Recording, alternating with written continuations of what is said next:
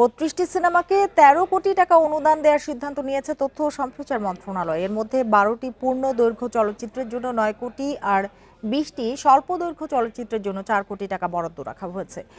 Bundle থাকলে প্রতি সিনেমানিতে টাকা বাঁচবে। বিকাশ সিনেমানি বান্ডেল কিনে জিতুন প্রতি লেনদেনে।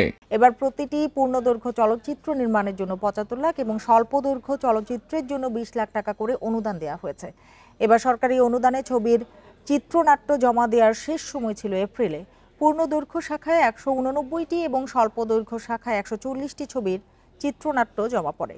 নানা ধাপ পেরিয়ে ৩২টি সিনেমাকে নির্বাচিত করেছে তথ্য ও সম্প্রচার মন্ত্রণালয়।